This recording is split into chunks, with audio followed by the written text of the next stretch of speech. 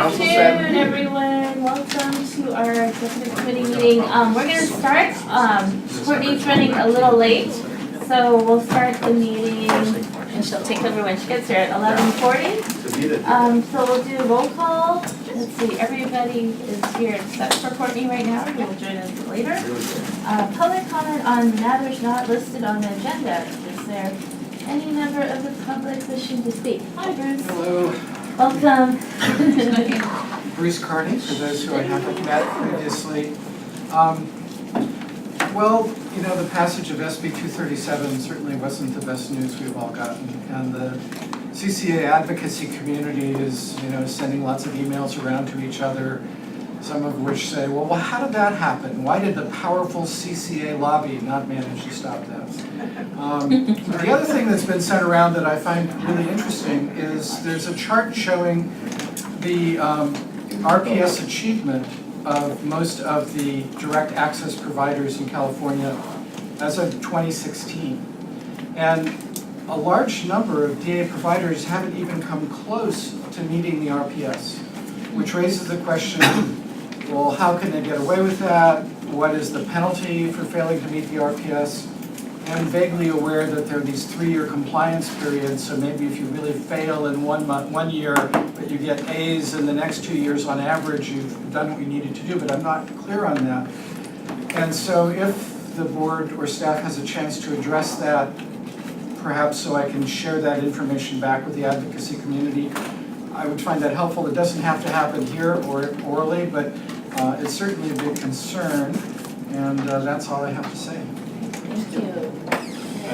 Sure. We'd be happy to connect up with you after the meeting to provide that information. Thank you. And related to that, I was at the ABAG meeting on Thursday, and there was quite a bit of consternation going around members of the ABAG that are involved in CCAs and Berkeley, and all were distressed about the unsuccessful lobbying efforts. So we need to reconnect. Berkeley was supposed to have a get-together on Saturday, and it's pretty, I forget his last name, and yes, thank you. What they're doing, what their legislators told them, it was Jerry Hill and then Mullen, I believe, is theirs, that the legislators needed help. And what they are wanting to do is to reach out to the legislators in the other areas. And they have, and I'm drawing a blank right this second on what he said, but there's something going on like in Bakersfield or Fresno. And so that the Berkeley CCA board is going down to help kick it off and make connections with the legislators. So they want us to be engaging with other areas and other area legislators so that they have a reason to support CCAs. So we're not, it's lobbying, but it's on a much more elected official level. So I thought he expressed it much better than I just did, but I thought it was a good strategy and something we might want to work We'll on. tee that up later in the presentation. Any other public comments? No? If not, we'll move on to our consent calendar. The approval of minutes from the June 26th executive committee meeting. Are there any corrections to the minutes? Or if not, we'll take the motion to approve. So moved. Second. Any discussion? All those in favor, aye. Aye. Opposed? Abstentions? Motion carries. Go to the regular calendar. Number 2, update on our strategic plan, priorities, and 2018-19 work plan. Here. So we're going to have a presentation, and can I have it?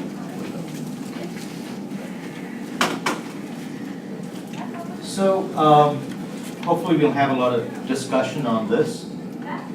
Essentially, with the passage of, I'd say, a couple of bills, SB 237 being one, and then SB 100. The two put us in a place where we have to bridge where we were in the past, that we're calling SVCE 1.0, to what we're calling SVCE 2.0. And we'll get into a few more details. Poonam Agarwal, new senior regulatory analyst who's working for Hillary, she's going to give you update on SB 237. The purpose of today's presentation is to actually frame the entire business plan from where we were to where we need to go. It's the first of a couple of 2 or 3 meetings that we're going to have with the exec committee and the board as a whole. So when you think about where we were in the past, we were essentially an opt-out customer organization. We continue to be such an agency, but now we also have competition with DA. So previously, we could almost kind of model ourselves as a utility, kind of almost like a municipal utility 1.5, or kind of a variant of an industrial utility. But now, in addition to that, we also have to factor in that we may have to act like an ESP. So as you look to the right, competing with PG&E and ESPs are going to be our future. Potentially, in some cases, lower margin, higher risk. And how do we create a sustainable organization? So some of the policies and strategies and overall kind of culture that you put in place when you form the agency, we need to take another look at it. Some things will stay the same, and other things may have to change.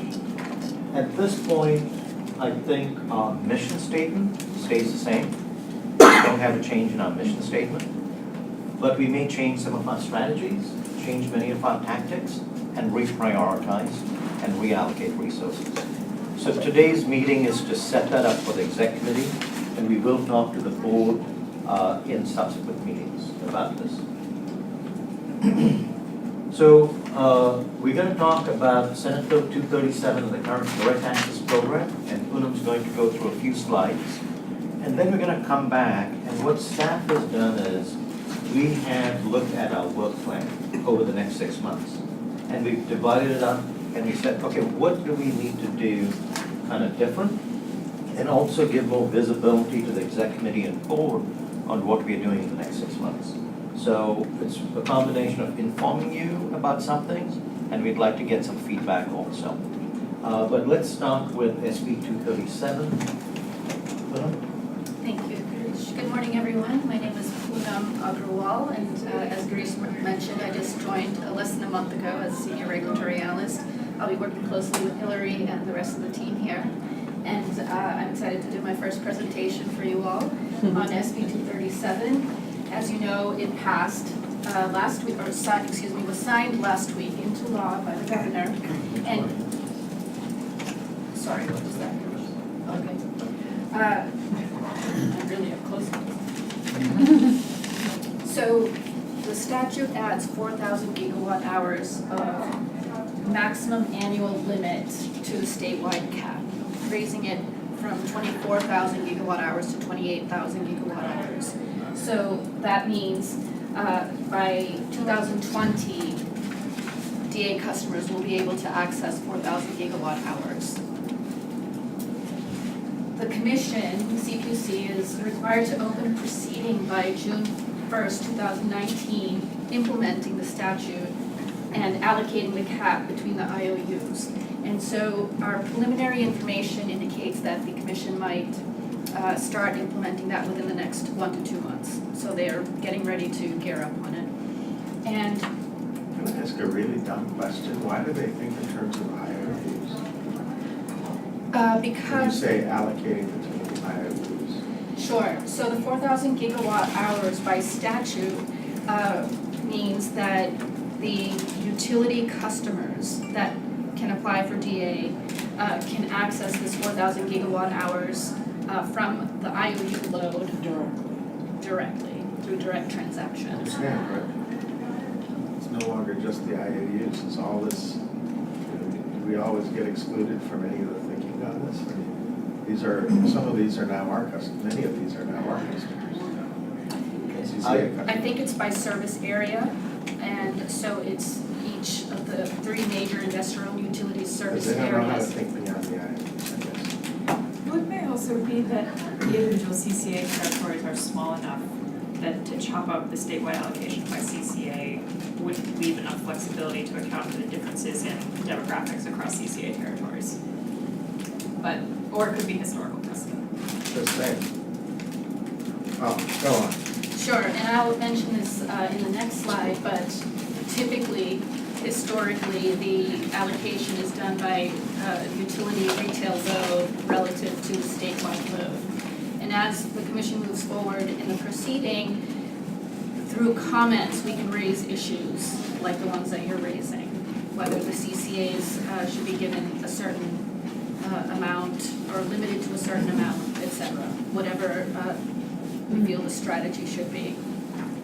And just to help us, what is the total electricity? I guess I want to think about this. What is the total electricity market other than munis in California?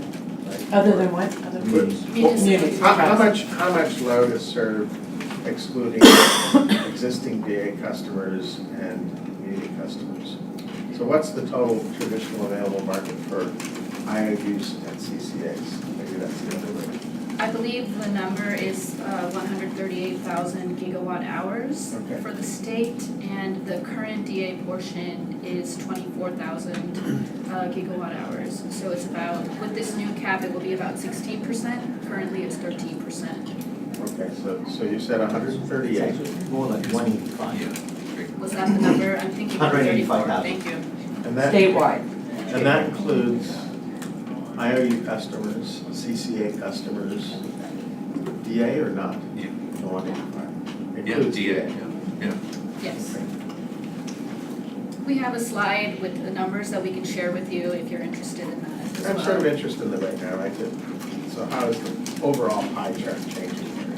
So it goes to, like you said, 15 to 16% would be the new amount. That would be DA out of the whole pie, whereas it's in the 13% range right now. So And I think we're all going to the question of, because of where we are and who our customers are. And we will get to that. One other important piece in SB 237 is that the commission is required to submit a report to the legislature by June 1st of 2020. And that report will include CPUC's recommendation on reopening the schedule for all remaining non-residential customer accounts in the IOU service areas. Wow. And also preliminary information tells us that the commission reserves the right to say, we don't recommend this. The commission doesn't recommend moving forward with further opening. But we don't know how things will fall yet.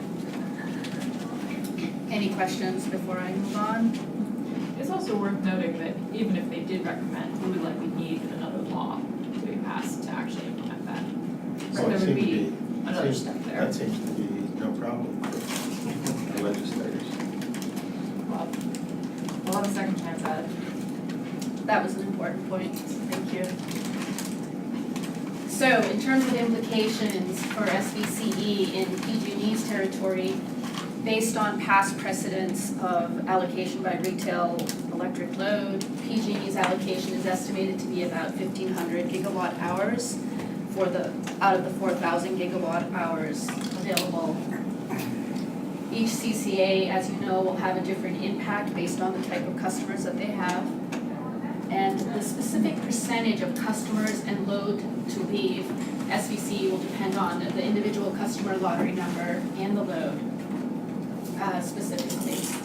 And PG&E has a specific process. It takes at least 6 months, or customers have to inform PG&E 6 months in advance if they'd like to depart. And in addition, if they want to return, there's also a 6-month process as well, with an 18-month commitment to come back to the utility. Do they have any need to notify us if they're our customer? Or is it I do not see that language in the PG&E No. requirements. No requirement, and this is a big issue. Yeah, there's nothing in here that, They've ignored us. And I don't know if you're able to see the slides. I So- can't, thanks very much. yeah, so we'd like to know who is applying to be in the lottery, and then who comes out where in the lottery. So we have to be proactive. Yeah, is the lottery public? No, it's Yeah, I would currently imagine. confidential. And how, what's your sense of the rush to the lottery? Is it gonna be just a mob scene, or is it a handful of It's AAA? already mobbed. Is It's it mobbed really? every year, so Okay. in the last few years, I'm probably gonna get into this, but the lottery has not really been able to take any takers. But, you know, some of our largest customers have been eager to be in the lottery the last few years and haven't been successful. Okay. But they're only buying for 4,000 gigawatt hours. With the new legislation. that's Okay, passed. gotcha. And to Don's point, in the last point, until the new statute is implemented, customers are only able to, let's see, I'm not sure, oh, here we go. So until SB 237 is implemented through the process by the commission, any new DA transactions depends on customers going back to PG&E. So in PG&E territory, the 9,500 gigawatt hours that were allocated to PG&E have been allocated or has been met. And that's the same with with Southern California Edison and San Diego Gas and Electric. May I? So, I'm sort of trying to understand what the lottery is, so if I'm oversimplifying, there's a certain number of gigawatt hours that PG&E is allowing through PUC regulations, CPUC regulations, to go to direct access. That amount is being increased by this legislation. Irrespective of that, the lottery doesn't say, if the lottery is already oversubscribed, Yes. then I'm wondering what's our risk? And what I'm obviously saying is everybody jumps in and it's just draw of the hat. So we could lose no customers, we could lose 20 customers. Okay. And currently, since that list is confidential, Yeah, how does that make you feel? We have enough demand for direct access that 1536 gigs could get sucked up. But we expect other parts of PG&E service area to be competing in the lottery too. So the odds may go down for individual lottery holders, but for us, the risk is just. Yeah, and just given that we have very sophisticated large customers who have experience with direct access, we are estimating now, a lot of this is going to require a lot more detail through us, CPUC procedures, etc. But right now we're estimating about 8%, about 300 gigawatt hours potentially being at risk. And so we have a marketing, Yeah, Because the percentage actually came out less, 16% versus 25, so 200 would be a mid-range, but it could be, you know. it could be any number. that's right. So, all right, I'll wait, okay. Okay.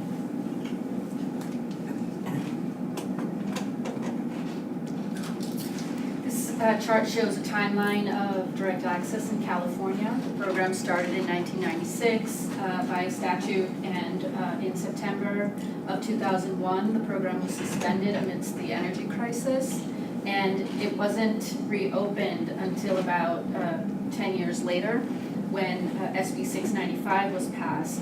And that's when the 13,000 of total IOU load was set, and that much more capacity was added for DA customers. And in 4 years, there was a schedule for that new capacity over 4 years, which was subscribed in 4 years, fully subscribed in 4 years. It would have been subscribed in the first year, but there was a phase-in period. So now with SB 237 being signed, the CPUC will open a proceeding, as I mentioned. We're not sure exactly of the schedule. However, if PG&E's lottery process is maintained, it won't be until January 1 of 2020 that the 4,000 gigawatts becomes available statewide. And the 1,500 gigawatt hours for PG&E is what our preliminary estimate is, and we'll have to see what happens in the proceeding. Could you go back to the prior slide? What does that last bullet mean? So until SB 237 is implemented through the commission's proceeding process, there's no new DA transactions because the cap is already met. For PG&E, Oh, I there's see. 9,500 gigawatt hours. And so the capacity only I see. becomes I got available it. if Somebody customers says, leave. I don't want to do DA anymore, then I can give it to somebody else, but otherwise. Got it. Exactly. Thank you, sorry. And from what I understand, once a customer becomes a DA customer, they don't go back to utility service. Typically not, because PG&E's rates are high. That's what, would you have anything else to add on that? So, Okay, take it out of business. Yeah.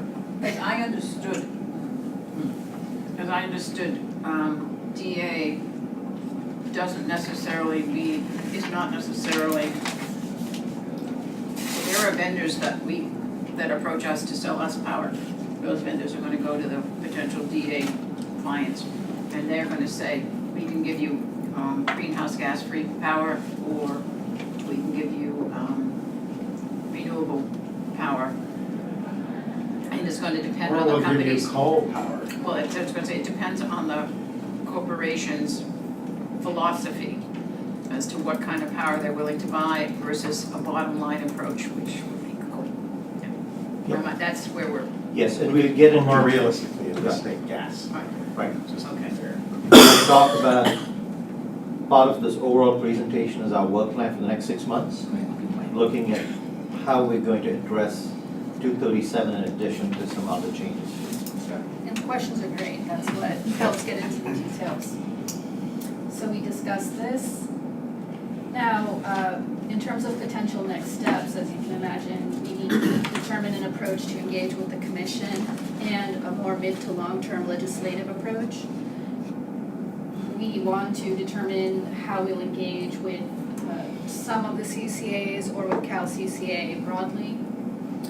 Identify if there are any data needs and how we will get that data, for example, the confidential wait list, and then estimate the resources needed for that. Structurally, Liz's question raises an interesting point that I hadn't considered. Will the IOUs be marketing, or will it merely be a direct access customer going out into the marketplace and searching? ESPs will market, not IOUs. Okay, got it.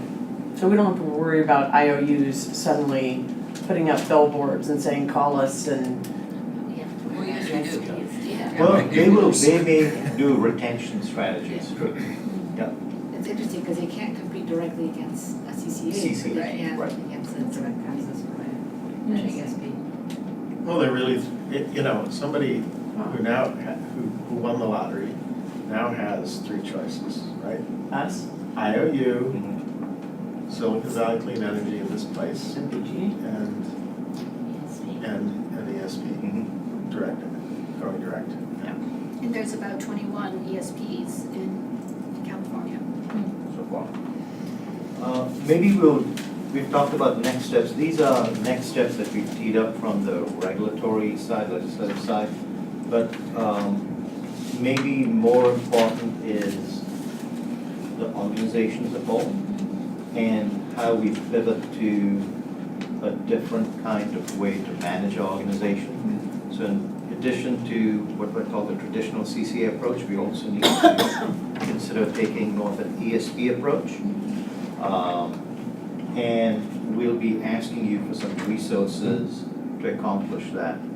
So we are already in touch with folks who could assist from some strategic standpoints, pricing, modeling. That's gonna be So, critical. Yeah, so we'll be getting that to you in the next 2 months. I'll get into more detail on that. So this is my last slide, and I can hand it over to you. At this point, I will be stepping out, Okay. but I'm happy to answer any questions with Hillary over email and stuff. Thank you. Who's Nice to gonna be our meet you. DA expert, so. Welcome aboard. Thank you. Yeah, nice to meet you. So you've approved our strategic plan. We went through an internal exercise with each of the groups here and looked at the big categories of our work plan. And so here are some areas I want to emphasize in terms of strategic focus. Direct access, consider new product offerings to compete with DSPs. Developing a strategy to retain CNI customers and reach out to those already in DA. And this is going to require very close coordination between the legislative group, account services, power supply, and of course the bottom line is also finances. So it really requires an overall refocus of our organization. Power supply, one of the things Monica's been doing since she's been here is looking at our risk management policies. And we brought someone in, Jane Ratchie, to help us with a comprehensive review. So we do have many changes to our risk management policy. And once you start looking at it from an ESP standpoint too, there'll be additional changes that we're going to be making.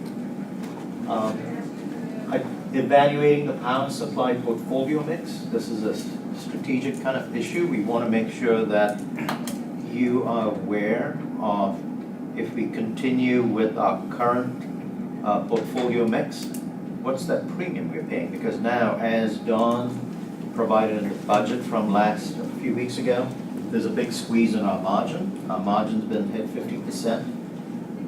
We need to make a very deliberate, conscious decision on what we want to do going forward. We keep it the same way it is, or change it. So we'll be teeing up some alternatives for you. So I think one of the big alternatives that comes to my mind immediately is the mission statement, as you started with. Yes. Are we going to have to reconsider our mission statement or not? To me, that's a big deal. Okay. I mean, are we going to be providing, 100% greenhouse gas-free power, or are we going to have options that don't meet that objective? That's exactly what we wanted to tee up as. Okay. You've trained me well. Developing cost of service, it gets to essentially, you think cost of service, once you're dealing with customers who could leave, we may be pricing at cost plus versus tariff minus. Yeah. So it's a different kind of focus, and we need to have both at the same time when we segment our market. So that's something else we'll be looking at. On the legislative and regulatory side, this year we did a lot more. However, it was also clear that we can do even more than that. We are going to be hiring a lobbyist. I will bring you a contract at the December meeting. Hillary's actually reached out to a few, and we're going to interview some of them. And so that lobbyist will be working for us, at the same time coordinating with other Bay Area lobbyists for CCAs and the Cal CCA organization. Another thing we noticed during this year that we could make a change was really getting connected to city staff, the government relation reps at each of the cities and city managers. So that's another focus for us. And now that we have one additional resource over here, it frees up a little more time, and the lobbyist will free up time. On that, in terms of developing relationships, we're also going to utilize Pam's efforts. So Pam is the communications manager in terms of using some of her skills, so it'll be a cross-division effort. Considering floating a bill, taking the offensive, it's maybe more than one bill. So internally, we have some ideas, and we will solicit ideas from anyone around the table over here today. We are also going to meet, Cal CCA has been putting together a number of ideas, and so that October through November timeframe, we're going to have to prioritize what we can do going forward. At the same time, we are also going to be reaching out to other stakeholders, including labor, environmental groups in our cities, etc. So I think we're looking at results. We want to achieve results efficiently. So the number of years, okay. So, I'm sure other assembly members do this, so help me here, Margaret. Assembly member Lowe in our district has a Christmas party, and he does a Christmas tree, trimming. Yeah, and you put on your idea for a bill on his tree, Yeah. okay? And it does work. He, as each legislator does, has an area of interest. So the idea is that he picks to go forward with are specific to him and his potential for success. He was good on 237 this time. Yeah, he was. I didn't expect that, to be No, I honest. thanked him a lot. And I'm sure other assembly members have the similar kind of thing, that we should use our lobbying CCA people to identify which are the targets and which are the suggested legislation should go to whom. Yes, so we are scheduling an ad hoc legislative committee meeting, so we can get into the tactical level at that meeting and figure out strategies there. So we will be, I think, I'm not sure we've scheduled it yet, but it's It's a fifth. Yeah. the fifth, okay, Yep. good schedule, so Friday the 5th. Okay, on decarb programs, we're continuing with our current strategy. We'll provide you a roadmap with specific program recommendations for at least 3 to 5 programs that we will ask for authority for us to launch. And then, so that's continuing. Other to-dos that we're looking at over the next couple of quarters. And I think as we get into this different kind of deal of like SVCE 2.0, we'll update this with the exec committee each quarter, and we'll have our internal meetings to say, all right, how did we do? What's changed? Because we know there are going to be changes. I'm not going to touch on all of them, but I'll just maybe pick 1 or 2 in each. Finance and administration. So overall, while we're doing all of this, there's still the regular work, right? So for example, implementing benefits. That's Yeah. There's bandwidth required in that. Putting all that together and everything else you see that just has to be done. On power supply, we continue to work on some of the long-term contracts, and there's some additional value adds that Monica's identified that I continue to work on here. Some of the tools for procurement, we'll be bringing it to you. There may be some contracts we'll be requiring you to sign, requiring you to approve in the next couple of months. Legislative regulatory, we will be planning a lobby day earlier in the year. Last year we planned it in May. Hillary's thinking having it in January or February would be our first lobby day, maybe more effective. Strengthening PUC relationships, continue to do that. This year we had some ex-parte meetings, we should continue to do that. PCIA resolution, the decision has now been postponed 2 weeks to October 11th. So that will be another major uncertainty that we should have resolution October 11th. Marketing and programs. Programs will start getting rolled out, implemented starting January. A big focus for Don's group is going to be just the DA piece. You know, there's a whole sales component, retention component. That's going to be brand new that we'll be looking at.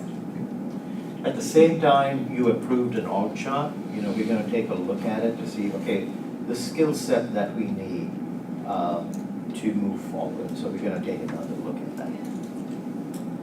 Any questions on this? Yes. Okay, so I assume this is all gonna come up later, but what occurred to me is the cost of, because we buy out ahead. Yes. So we have the risk of how much to buy, how little to buy. And we're gonna have to look at new contract flexibilities where we might share the risk with other CCAs and things like that. But it would, I would consider that we might consider a strategy which is to focus on what I'm saying is the duck curve. So the duck curve is the weak point in And if we own or control contracts that help balance out the duck curve, so that overnight power, we might be able to, I'm just saying, would it be reasonable to start considering buying that kind of power at a larger percentage than we might otherwise have, that we could more readily off-sell if we needed to, kind of thing. I don't know, that's just what I was thinking. And there is a League of California Cities schedule of meetings with legislators in Sacramento. The first one is in January for new legislators and council members go. And there's a lot of connection to the legislators at that meeting, that series of meetings. It's like 2 or 3 days kind of thing. So you might be able to leverage something, but find out the schedule of all of those legislative days for the league. They have a lot, so. Yeah, and that's part of what we'll be looking to our lobbyists also for, to get us that optimal entree for these meetings.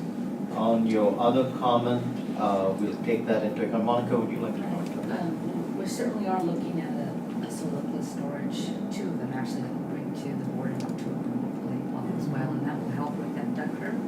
I'm just thinking we can unload it if we, if we Yeah, buy. I mean, that in itself creates kind of a risk issue, and then if we don't have a certain load, we don't want to be in a position where we're holding an asset that is not as valuable as we thought. Right. So we'll have to look at that as well. So which goes back to the fundamental thing of looking at our risk management policies and matching our policies to our objectives, which then gets to what's our objective. If our objective is an ESP, it's different than a tariff minus authorization. So that's the update that we're gonna be having. Girish, does it make sense to actually look at doing another workshop for board members, particularly as we may be having some transition Yes. in January, and then doing the legislative piece on the heels of that, so that Great you've got idea. energized new people who are excited to put their contacts to good use. So I would perhaps try to schedule them in conjunction with one another. So you're picturing kind of the orientation workshop for new board members, followed by the first lobby day in Sacramento? Yeah, but you know what, Hillary, I would love to see us not call it an orientation necessarily, but something that includes the other 6 or 7 board members that are old timers, quote unquote, who want a refresher. Just something. Yeah, something like, Should we do like a retreat? yeah, some sort of I one think a day. board retreat would be great. Great I mean, idea. it's going through all the things that we talked about, and I Yeah. think January would be a good time, Yeah. because by then it gets you a few, you just go to the next. It's just such a complex Yes, thing to jump into, and I Yes. think having an understanding of the legislative component, an understanding of the risk component, the Yeah. business itself, this would be key. I think come January legislatively, the legislators will already have determined what bills are gonna move. Yes. So we need to get So, that now until the ad November. hoc ledge committee, So, we'll talk about an ad hoc ledge committee, and I think in terms of proposing legislation, January is too late. Oh, yeah. So we would have figured, we would have got input from the ledge committee, we have socialized it with CalCCA to figure out how we're gonna prioritize it. I see the board workshop as being, if you're moving to a new updated focus, and if we need to revisit our mission, if we need to look at our strategies, et cetera, it's in line with, we've already talked about getting a mid-year budget update in that February, March timeframe anyway. The PCIA should be resolved. So looking at new tools for new problems, we're gonna be coming in front of you, asking for resources for improving several contracts. And I think once we get some of that expertise in-house, we'll be very well suited for that January timeframe for a workshop. Great. And I think the January lobby day, I don't even envision that as being necessarily as much advocacy focused as just relationship building. exactly. Because if we're pushing a bill, they'll already know about it. Yeah. And if we're not, then we won't even know what's on the table yet necessarily. Great. So we'll talk to them. So in terms of new tools for new problems, I'll just go through, these are going to be PG&E rate forecasting. Today, we don't have a real sophisticated forecast of our rates. And this is a problem common through CCA world.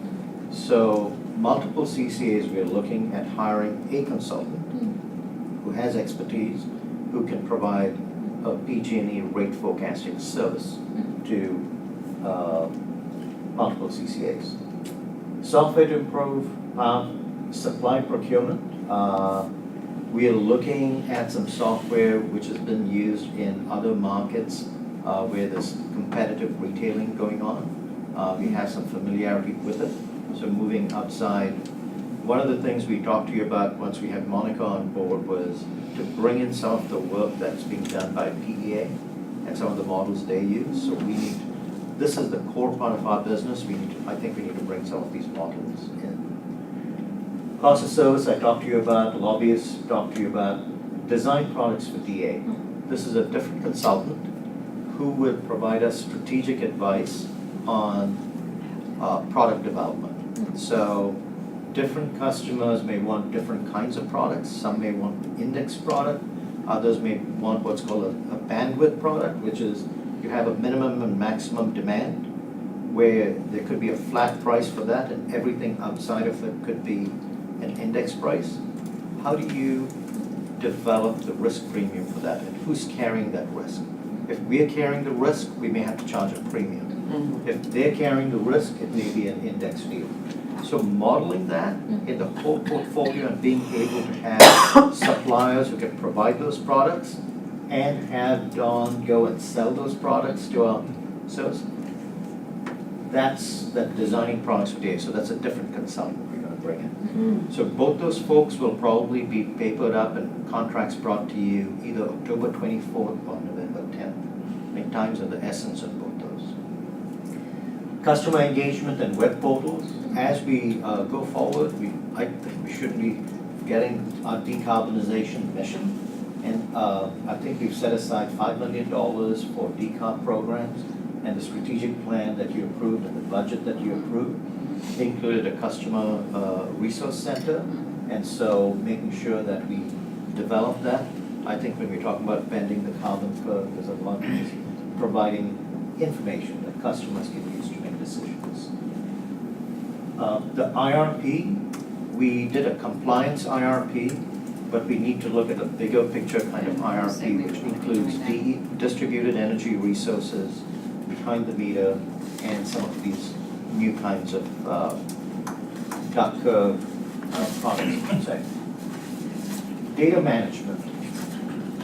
We get data from PG&E, and the format, the data format that they use was created in the 1970s. So if we want to move to a 21st century grid, two-way grid, there needs to be something different there. That isn't going to change fast.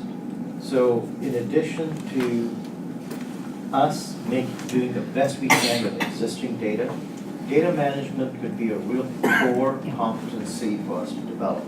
Because if we're going to be innovating and providing, trying to do various programs in the EV space, building space, rates, we need to be providing data to those contractors. So that's where Amy's group is going to be coming in to do some data management work. And programs, of course, we're going to be providing you some recommendations in December. My expectation is there will be recommendations that say, authorize the CEO to implement this kind of program with this many dollars, and then we basically go into that. I think we've spent quite a bit of time getting a tremendous number of ideas, and now we are converging to let's get going into the implementation phase. Any questions on this? Okay. So the next 3 months, we will also be bringing you a concept we're calling master consulting agreements, which is, for example, we may have 5 different contractors that we want services from, but we're not really sure how much we're going to use. So it could be, say, up to $500,000 with a cap on each of them for $200,000, not to exceed. And we would, through a series of task orders, it looks like you're familiar with that. This gives us a lot of flexibility, and especially going into this new DA world, the program world, we need to have access to that. So I've been talking to our attorney, Greg Stepanovich, so we'll bring you something like that in the next couple of months. Other consulting agreements, we may have some that are SVCE specific and some part of account CCA initiative.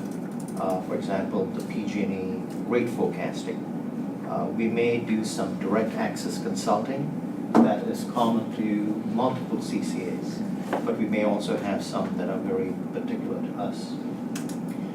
So as we do this may be perfect timing. It gets to your point, maybe the board retreat would basically be an update to the strategic plan, right? We can tee it up in context of the strategic plan in January and update it after. So in summary, kind of our focus is on change management. SVC, we require a pivot in our focus. Our mission stays the same, I think, but strategies, tactics, and priorities will need to be updated.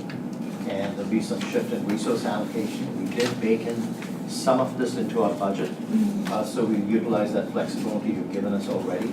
But we do plan, especially with the PCIA being an unknown, we fully expect to come back to you with a mid-year budget update. Any questions? That's the end of our presentation. So, I'm very interested to talk in the Ledge Committee on what Cal CCA is thinking about for legislation. Are we going to, are they actively considering something, or are we going to have to clean this up a bit, see how much fires we get? But I can leave that question for the next. Second is, I think you were telling me when I came in, or you came in, that the proposed PCIA decision has now been put off to October 11th. So the uncertainty for us is big, and it continues until that time. Yes, and as far as I know, I mean, I think they are very much still continuing this process with the goal of implementing whatever new rate comes out January 1st. I think in the most extreme case, we could see something like we got last year, where the rates from last year are extended, but the rates from 2016 are extended a couple months. Well, actually 2017, I guess that would be a couple months into the new year. But overall, I think this doesn't change the general trajectory that they're aiming for. Okay. We just went through the budget last month, right? Earlier this week. How does 237, can we put a bound on how this changes our budget? Are we gonna have to refactor the budget? Because 237, negative 237 decision for us was not factored into the budget. You want to answer that? Yeah, so that was not factored in. That's part of going to be the mid-year budget process when we have some ideas of what those numbers are. But the worst case scenario you guys were projecting was 5 to 7%, wasn't it? So we were looking at PCIA gotcha. and PG&E It's not rates. It's not really this, it's not this current fiscal year's It's budget. the next fiscal The year. next, this is going to be So it really is a, Yeah. It's a so long it's really year. a forecast, yeah. So we will be discussing this in more detail at the Risk Oversight Committee too. Okay. So as we get into the details of modeling these different customers at risk, Yeah. we'll bring it into the Risk Oversight Committee to talk about that. Okay. No, I'll just say, we're in a challenging spot now, and I support the idea that we're gonna have to ramp up to get more sophisticated. We wanna go after that potential, the customers who now would have three choices. One of the And I things- support the idea that we ought to take a hard look at it and see what value we can add. I think it may be really challenging for those customers that simply want to go low. But for those customers that aspire to environmental values, right? I think we have I would think we would have a fair opportunity because we have already and can develop more sophistication and free up the burden from companies, right, for whom procurement of electricity is really not their core business. If I may add to this, I forgot to mention that that's one of the reasons, one of the consultants we are gonna hire has experience in these markets and what kinds of products Yeah. would make it sticky for customers. The other Yeah. thing we're looking at is if you can make some field trips to actually meet with other organizations in other parts of the country, to just have that face-to-face kind of discussion with them on how they manage the transition to competitive markets. I mean, this chart for me is terrific. And all this dialogue and our intention to be competitors, I think is great. We We'll talked see. early on, last year, when you first came aboard, about really looking at unique or new ways to engage other people in the community, including academia. Is that still on the, I know the plate is very full right now, but I don't wanna lose sight of that, because I found that idea particularly intriguing, given our proximity to 2 or 3 really great institutions. So we have reached out, Amy has direct connections with folks at Berkeley, and I have a few too, so we have reached out to them. At our design charrette that was completed last week, thank you Bruce for attending, we had representation from Stanford. And we actually have a couple of interns from Stanford too. It just seems, proximity seems to be working better. Yeah. Tougher to get folks on. And then we had someone from UC Davis also, so from academia. So I think those connections are going to really go very well for us in the future. So we're gonna have to get to more of the interns, we're gonna have to get to these heavyweights that are blogging on energy and things. And share our value proposition. I don't know if it's relevant or not, but I've noticed a lot of Facebook posts from why I get them on Facebook, I do not know, but a lot of cogen, pushing of cogen, and also Bloom Energy. And people don't understand what those they're looking at them, I think, primarily from cost, not from environment. And I just point that out, so we have much more to contribute than what they're presenting. So getting the essence of the value proposition and what it is that Good. makes us different is the key, right? So when we look back at an updated strategic plan, it's to get to the nub of that. Yeah. And so that's gonna take us a few months. Don?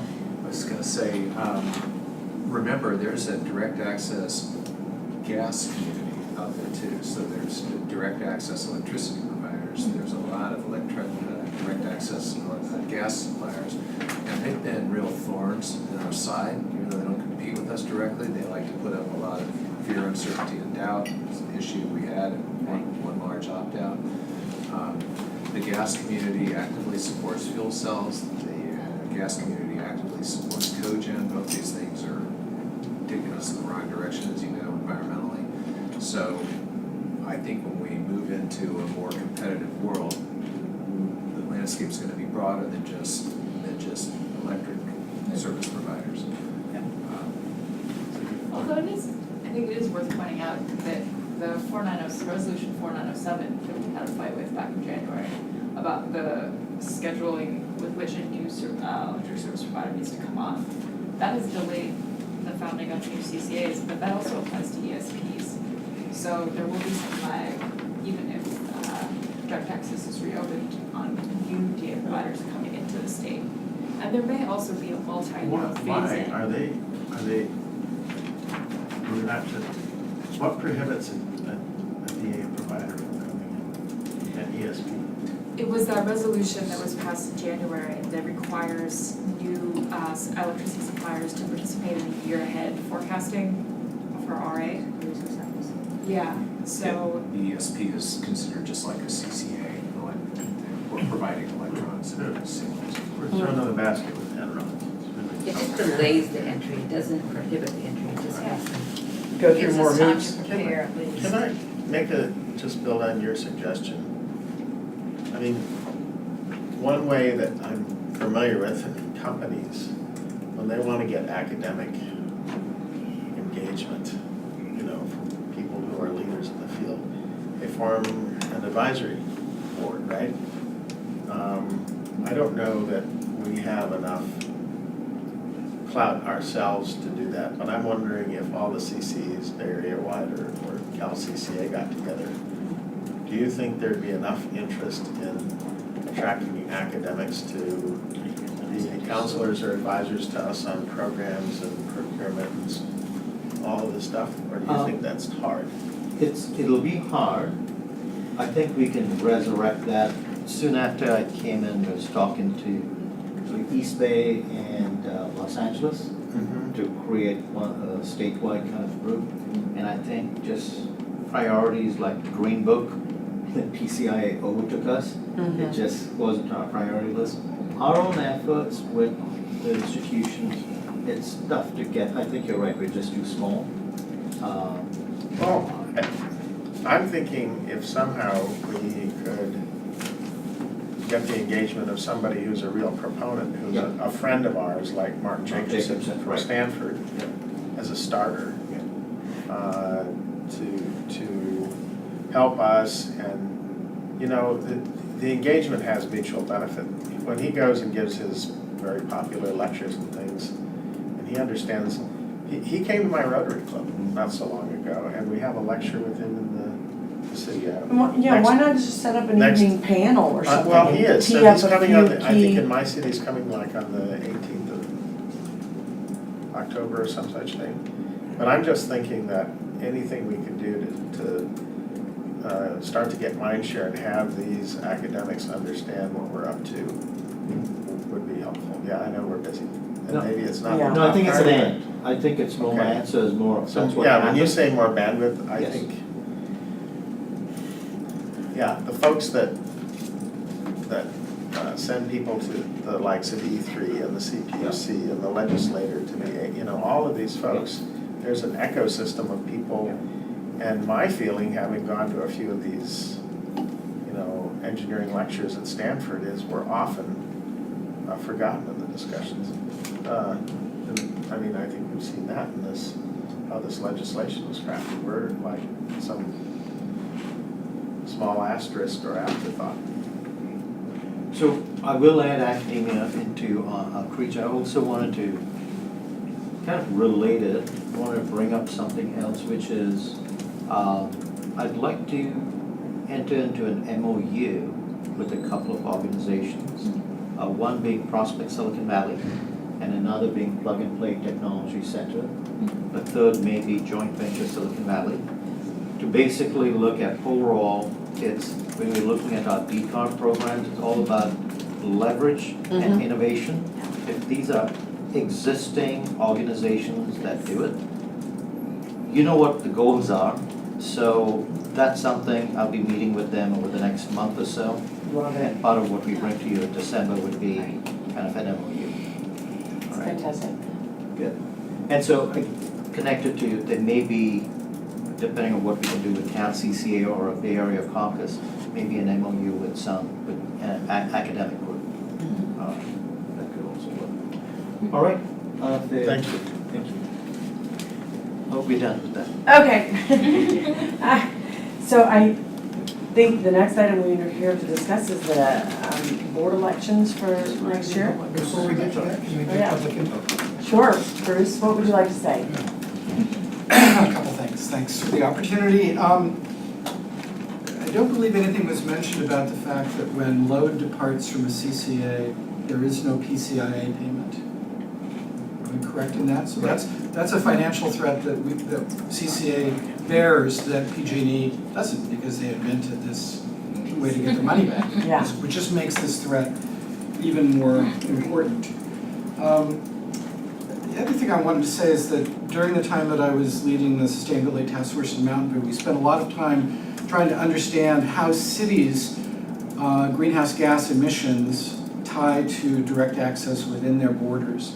And it's not a very clean tie. And let me tell you what it is, because it may impact a strategy that you as city council members could use to help SVCE and your own cities address this threat. So at the county level, all of the DA emissions are rolled up, and then they are allocated to cities based on the city's direct access usage in kilowatt hours or megawatt hours. So for example, in Mountain View, our three biggest employers, Google, Microsoft, and LinkedIn, all get 100% greenhouse gas-free electricity through the DA market.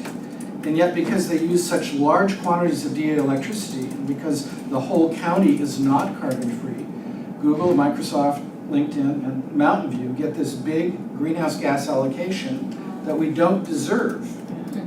So one of the task force's recommendations was to go to those big employers and potentially others and get the evidence that would allow us to go back and say, no, this allocation approach is flawed, we have better data, and here's the data. So that's one way to accurately reflect the GHG emissions of DA in Mountain View or Sunnyvale or Los Altos. But the more important thing is what do you do about it as a city? What are the levers the city has? And one lever that I think a city could employ is using their business license fee and say, yeah, our business license fee is this, but if you're a DA provider and if you cannot demonstrate that you're 100% greenhouse gas free, your license fee is going to include paying for carbon offsets to clean up You mean we could issue a carbon tax? Essentially, yes. Now, even if you're not ready to do this, at the appropriate time in the timeline, maybe about a year from now, before new DA contracts are signed, you could let your business community know that you're seriously thinking about it. And so if they do sign a DA contract, it would be in their best long-term interest, especially if it's a long-term contract, to sign a 100% greenhouse gas-free contract, which, by the way, at this stage in the pricing game may not be that much more expensive than gas or coal or anything else. So there you go. That's my thought for the day. Thank you, Bruce. Anybody else? Okay, so now let's move on and let's discuss 2019 SVCE board I election. think you're Brad's best friend. We could do that. Well, it addresses the fuel Yeah, cell. yeah, Brad. It addresses code. It addresses Introduce this. efficiency. We have board elections coming up, so Andrea is going to make a presentation to you, so you can talk about what kind of process you want to follow going into election. Andrea? Great, thank you. Good afternoon, everybody. As Garish mentioned, we felt this would be good timing given November elections for your respective cities. So this is a good time to talk about our process last year versus what we might do this year and get your input on that. So we're taking it way back to February of 2018 when we did this year's appointments. So initially we emailed out a committee matrix, or I emailed out a committee matrix to you all 3 weeks prior to the board meeting for you to look at and see who currently was serving on these respective committees and if you had any interest in continuing to serve or interested in serving on a new committee. Nominations and volunteers were accepted on the floor if somebody decided that they would like to volunteer themselves if we didn't have enough, or if people were just interested and decided that they didn't have time to submit the matrix. And the matrix spreadsheets were requested to be due 1.5 weeks prior to the board meeting. A similar process for the chair and vice chair. At the January meeting, we discussed this, and the board agreed to send a letter of interest to myself, and then I would include those letters in the board packet to be distributed for everybody.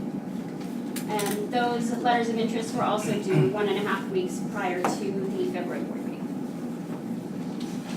And this is just a snapshot of our current committees and who is serving. You'll see we are the first column there.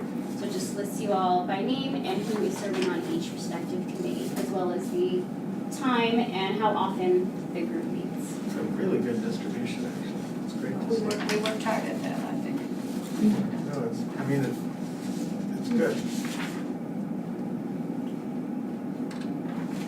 So 2019, this is a proposed timeline if we were to follow a similar format. At the December board meeting, which falls on December 12th, we would discuss the process to the group so everybody's aware of what you need to do if you were interested in serving on either committee or as chair and vice chair. following shortly thereafter, on that Friday, I would distribute the matrix to everybody to fill out, as well as request the letters of interest. Things would be due December 28th, which I know follows a holiday. Might be a little difficult, but that will allow us some time to finalize and include that in our packets for distribution for the January 9th, 2019 date when appointments will be made. So that date, as a reminder, is our annual meeting dates that are set in our operating rules and regulations. And this year, potentially, we might have 6 seats. That might change based on elections. 2 seats for sure I know will not be returning. That would be Morgan Hill's Steve Tate, as well as Monte Sereno's Burton Craig. Those 2 for sure, and the rest are up for election.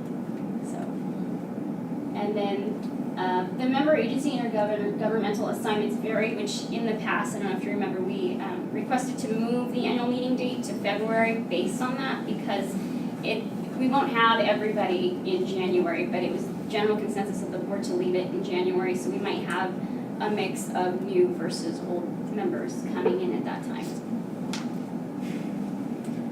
So, I mean, just for us and Campbell, and I think several other cities are the same, we aren't going to certify our election until, was it December 10th, the Monday, whatever it is. And then the new mayor makes appointments, and that usually takes a month. It does. In fact, there are about 5, I think, according to last year's counts, that will have their individuals selected for our board by our January meeting. Otherwise, they're in January, could be after our meeting, and there are a couple that land in February that are, so we'll have a few still in February that haven't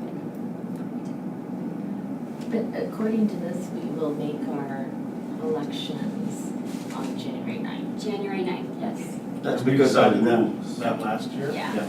Is January not, when, is that a Wednesday? I remember we talked about it, and I can't remember what we went to. I think Sunnyvale will just make it. Yeah, It's the ours night is before. Sunnyvale. Yeah, exactly. Some are immediately the day Just before. barely make it. Yeah. Let me check and make sure I have that date correct. Yes, January 9th.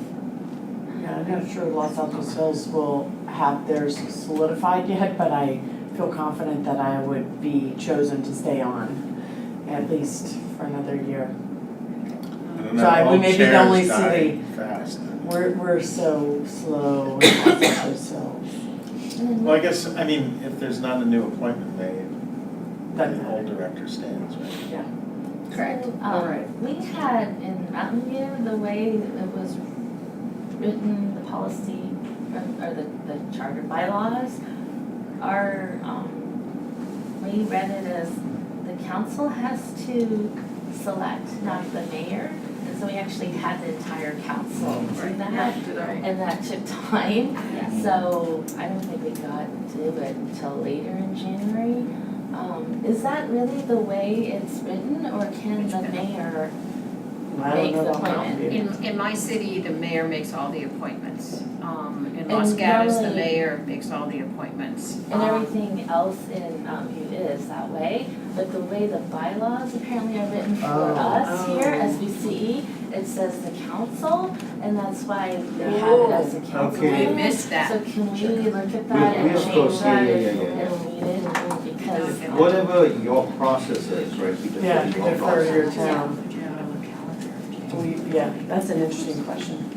That's how Yeah, we've our. been- I'm good with this. attorney read it. I'm good with this whole timeline, et cetera. I just wonder if it wouldn't be, last year, it did get a little, I'm just gonna say it, it's just got a little political at the end, and it felt a little uncomfortable. Would it not be more, less disruptive or less competitive if we just had a nominating committee and produced a slate? Yeah. And then we could take nominations from the floor in addition to the slate if people on the board felt strongly about, hey, I'd really like to be the chair this year. We could be, they could throw their name in the hat. So we could have that slate ready for the December meeting, present it at December's meeting, and then take nominations from the floor for any additional candidates to be considered. And then at the January's meeting, the board could have their vote. I think that would be a little cleaner and less, but I don't wanna deny anybody the right to, yeah, what do you think, Liz? It's a challenge, it's just a challenge. It's just a challenge all the time, right, with 13 people? And we have totally different schedules. Totally, we have November, December, and January decisions at our different councils, so. Yeah. What do you think, Rod?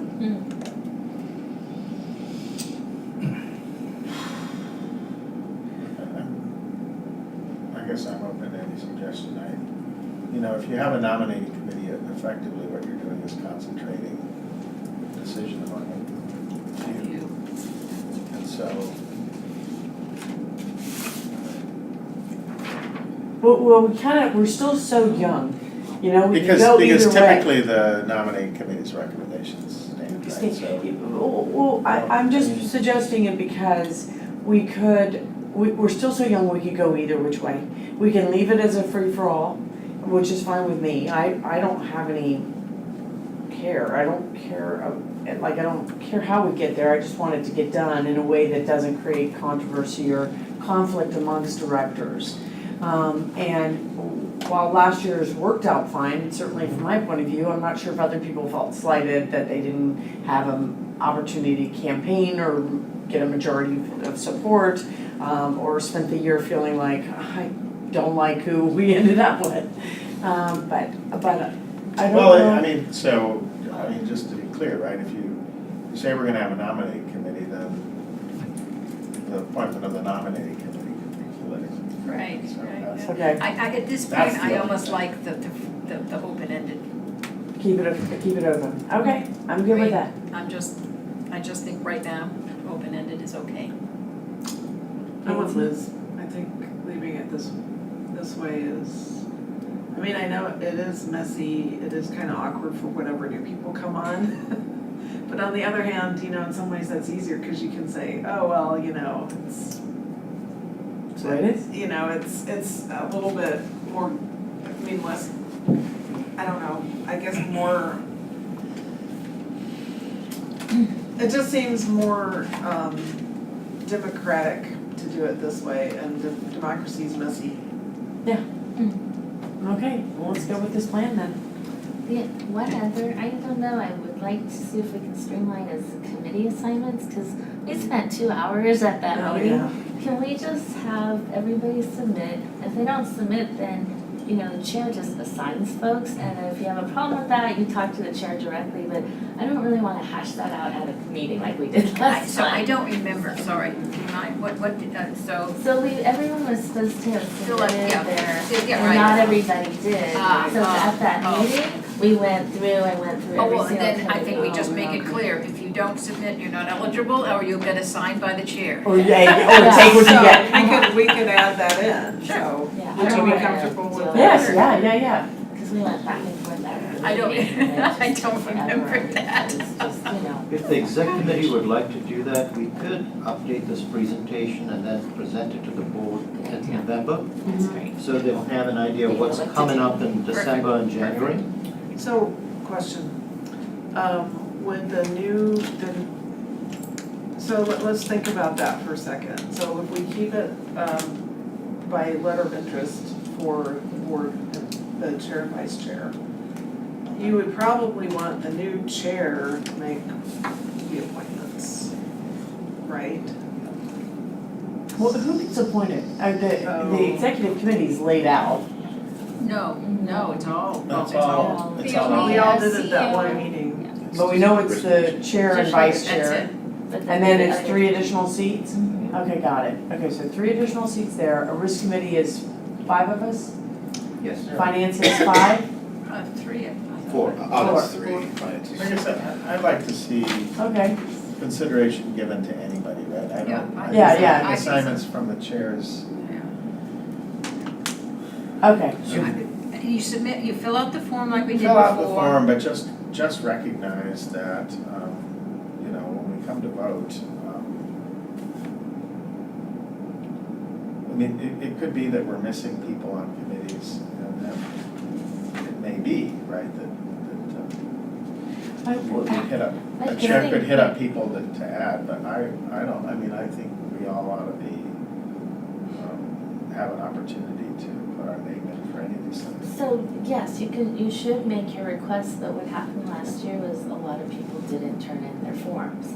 And so at the meeting, we were making assignments, so, I would prefer just then, if you don't turn in your form, you're gonna get assigned. If you don't like that, you talk to the chair and get it fixed before we put it out at the meeting. So at the meeting, it should honestly just be even be on a consent item, if you ask me. You But want to say something? I'd like to just get this all done beforehand, not spend 2 hours at a meeting doing this, so, we I have more think you important may- things to. Meet some of your objectives by just talking about the process in advance, like what you're doing today. Yeah. Just that awareness is going to help maybe with a get smoother people to- meeting. Secondly, I may not understand this fully, but would it make sense to just move all the elections to February? I was just gonna say, you're still dealing with the fact that we may Yeah, have we 6 do. brand new people. Yeah. We proposed that That's at what the, we and it thought didn't was fly. decided. Yeah, we did try.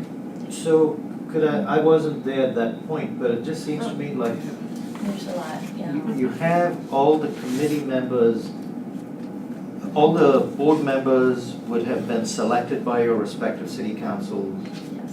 and you'd know who you have to select Except from. for us. We talked about it last year. Yeah, I thought we had moved it to February. I did so too. it's Because surprised. the problem I is, went back.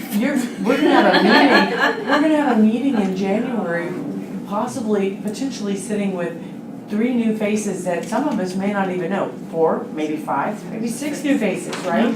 That some of us may not even know. How do you assign who to a committee if you don't know, is there strength in finances, is Why there did we strength? not do it? We did. there was discussion that, just some board members felt to leave it the same as they have in their other respective, organizations, that it works and just to leave it, and there was no need to really push it.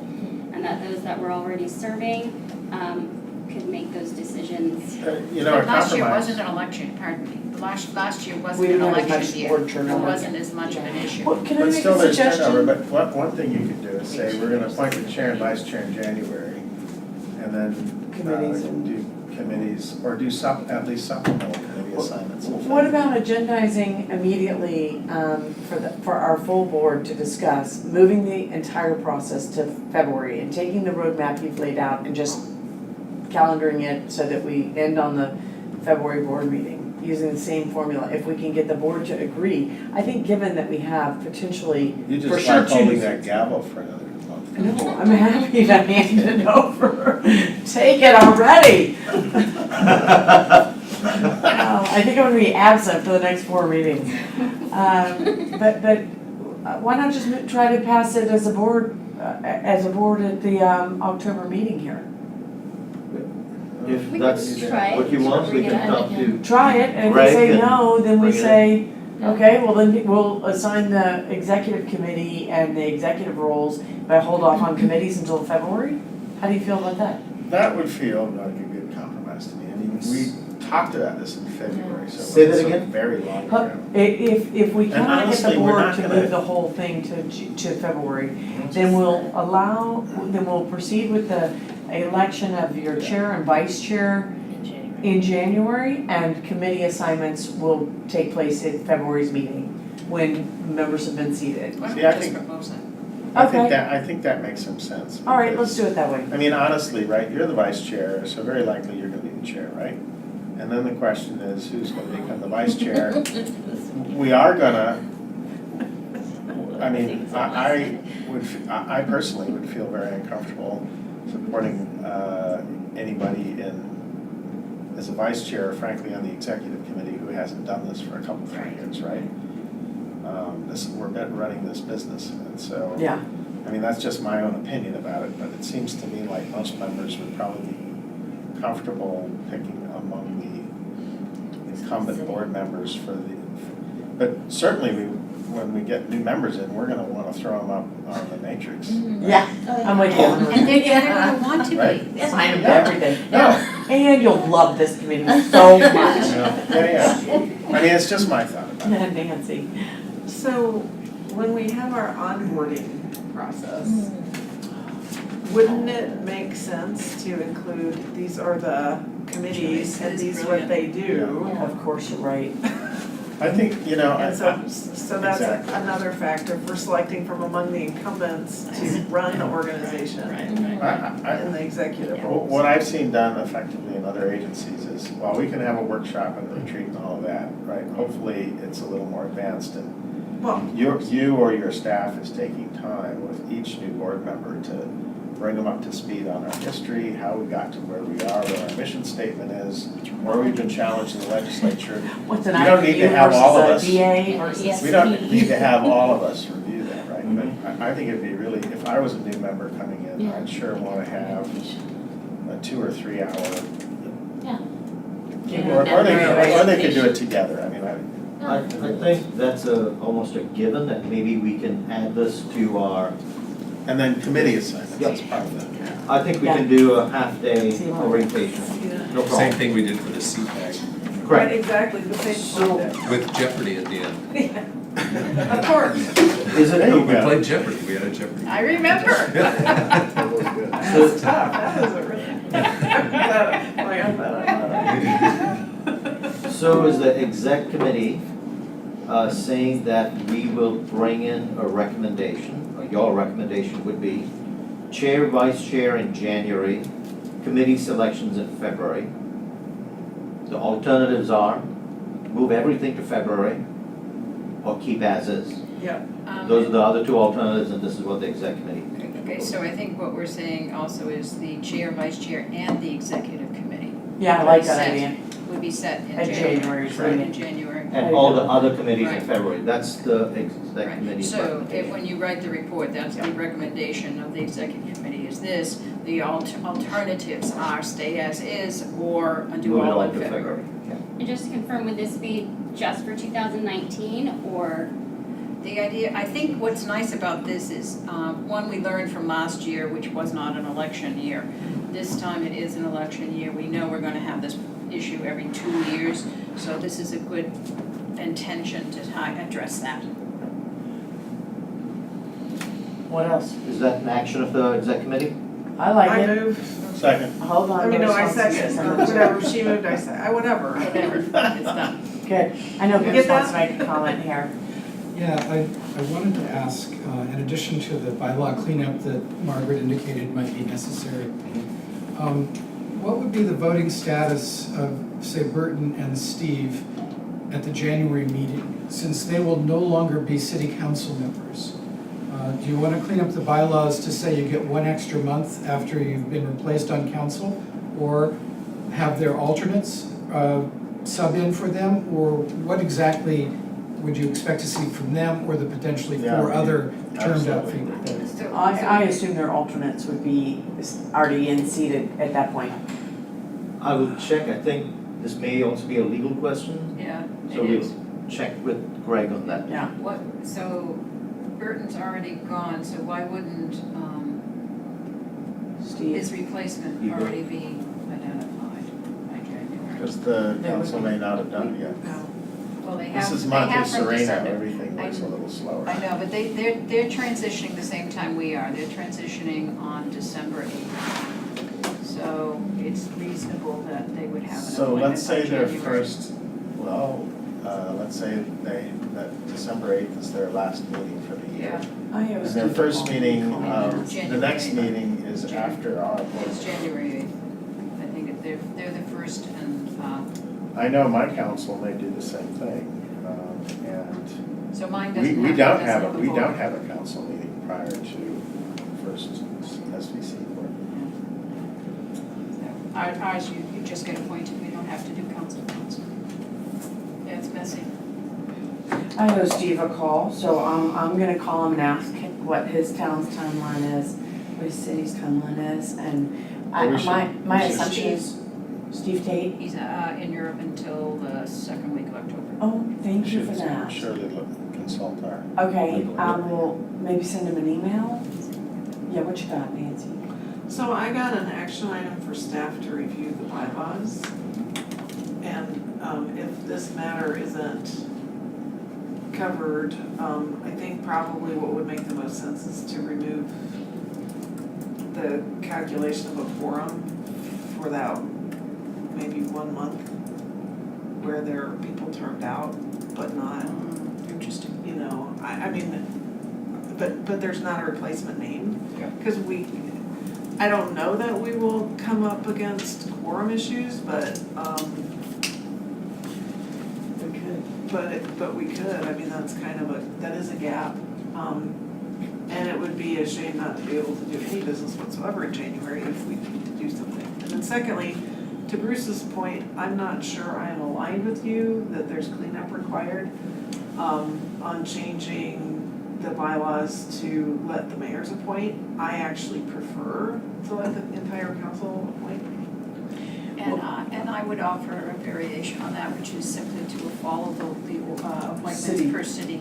Per city. Whatever guidelines. cities. That would be what we'd wanna do in our bylaws. Okay, so. I don't think we wanna be Normal telling committee you how to appointment select your assignments board member. proceed. But you know what, okay, sorry, so all this is helping me clarify that perhaps the best thing to do is for us, SVCE, to send a letter to every one of our current directors that says, just a reminder, you know, something basic, just a reminder that, we recognize some cities may be going through transition for SVCE directors. We need the directors assigned and seated by our January meeting on January 9th, 2019. Send it to the city manager. Send it to the city manager and the director from every city we represent. Why not go ahead and do something like that right now, so that it's on everybody's radar? They are not gonna do it, but we. No, but it's good. So we recognize that may not be in your timeline, but we'd like to understand, you know, this. You just said this is, So, I mean, to your point, and maybe to your point, is, number one, changing the bylaws, as I recall, is a painful process. We have to go to each of the cities. It's not the board that can do it. So that's number one. So we ought to be very thoughtful about how important it is relative to the other things we have to do. As 12 cities, sorry. 13. 12 plus No, one. 12 plus a county. 12 plus a 12 plus county. Fair enough. 10, yeah. I stand corrected. It's the county after that. Okay, so I'll give you that one. that's the first thing. Okay, let's hear it, come on. The second thing is, after review by the attorney of what the bylaws actually say, and to Nancy's point of, you know, possible reduction of quorum, we might say, look, in your succession planning in your cities, for the board members, or your decision on however you're gonna do it, right, subject to our bylaws and whatever your practice is in your city. It would be important for you to have continuity in sending board members to SVCE. We are a business, we don't shut down just because we're not simply policymakers, right? We're running a business and there are important decisions to be made. I mean, we could even talk about some of the things we're doing. The onboarding scheduled for And January. so we would appreciate that each city think thoughtfully about ensuring that Their vote a is representation, a duly appointed representative from their city will be in attendance with our January board meeting. right, and I think what you We have would important actually, business to transact, whatever the heck it is. right, I actually think you would write the letter to the city manager of each city, asking them to discuss this at the earliest possible moment with the installation of their new mayor, and then you copy the current board member, because Yeah. the board member doesn't really control what the mayor is going to be doing or what the process is. So write the letter to the city manager. And the letter would come from the chair. Don't say from Courtney. Oh my God. No, we'll, I'm yeah. joking, I'm joking. Right, yeah. Does that make sense? I'll sign it. I think it's Of great. course I'll sign it. Yeah, I think that's a good plan. Because, you know, I mean, appointing to the VTA PAC is not as important as VTA is So in here's- all of our lives. I'm It just doesn't do wrapping that up here. much. Here's what I've We're a heard. business. Yeah, The direction we're giving here is send a letter to all the cities, their current mayor, no, the City manager? just address it to the city City manager manager? with a copy to our current Yes. director, director. sitting director, okay? And So asking the two, city manager And to, alternate. explaining that, you know, January's meeting, we understand, we'd like to have them, despite their own transition, we'd like to have them participating fully, even if they preparing a transition. Probably. So We to don't the have to extent think you about don't it. have, we don't have a director from your city, Yeah. please make sure you have a duly authorized Authorized representative, representative. that's all it Perfect. needs to say. prior to you January. taking your final, Yeah. making your final decisions Yeah, on that's all selecting you need. someone. Perfect. Yep. Okay, so that's step one. Step two is we are going to make an executive committee recommendation to the full board that we elect our executive committee, our chairman and vice chair at January's meeting, but committee assignments will be delayed until February's meeting. Correct. Okay, I think I got it. Yep.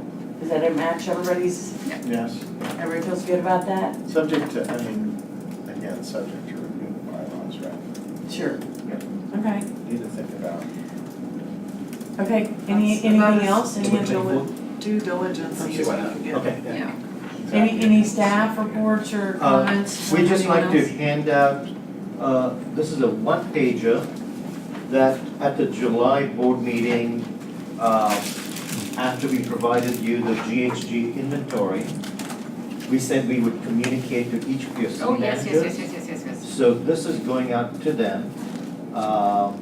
In addition, there'll be links.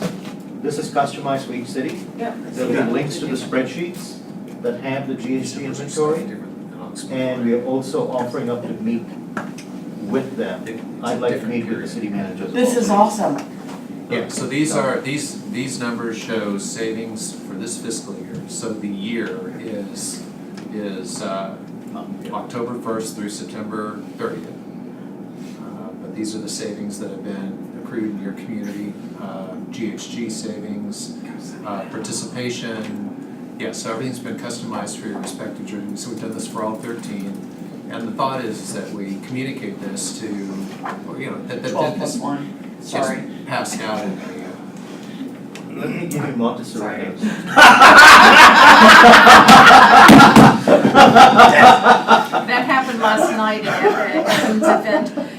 They I'm looking gave out at your checks to all the numbers. cities. I'm looking at my Montserrat numbers. got a I'm going like, $60,000 check, and I think Cooper Pitino got an $800,000 or $900,000 check. It was hysterical. And what? At Evan's State of the Assembly, he was handing out checks for the Measure B money. And, Montessorino was 16,000 something, and Cupertino was 900, 800,000. It was really very funny. Sorry, Don, did we interrupt? well, so all I'm saying is, first time we've tried to do this. So this is our first year, we're turning the crank, we want to get the word out to the communities. If you have suggestions on Yes. what we can do for next year, let us know. But yeah, so this is an annual community summary, benefit summary. We tried to write it from the perspective of the city, not us. So, yeah, we want you. Is this available on your website? Well, City we are by going to be city? distributing It this. will be Great. after we write the letter electronically to the city managers, Yeah. and you'll be CC'd on those letters. Good, and I'd like to propose, at least to my city, that we link to it Yes. from our town's website too. What a great thing, what So a we're nice thing. thinking we Thank put you. it by each of the city, maybe by the board member or something, so they can click on it to see Yeah. what you're. Great. I can report that in our Valco Inquisition last week. I heard. The Friday one or the? I'll be It was the done. We're Tuesday, just about Wednesday, done. it was the Tuesday, I just Oh, wanted is to this share not that advertised? Saturday I went to the library, rolled out its Go-Go Biblio, which is an all-electric library vehicle, and SVCE had a table there. It was really awesome, and I got a cute picture of the SVCE representative, me, and the librarian from Oh, Los nice. Altos. Nice. Unfortunately, I'm not wearing the best T-shirt for a photo op, but I am gonna submit it to the town crier. Okay. Okay? I missed Hopefully you, they'll I was blur it there, out. but I must have missed you. Yeah, good. I will report during the Inquisition that I brought the owner to the microphone and I Oh, said, yeah. are you willing Oh. to negotiate with Silicon Valley Clean Energy to substantially electrify this project And they with said yes. 29,000 Okay, great. to 2,900 homes, Thanks to. office, etc. And they said, yes. Heck, yeah. In fact, we've already met with staff. Yep. It was great. That's good. All right, thanks, guys. Thank you. Sorry I was not here when you started. Good. Good. Thank you very much. Yeah, I'm gonna grab a quick Meeting sandwich.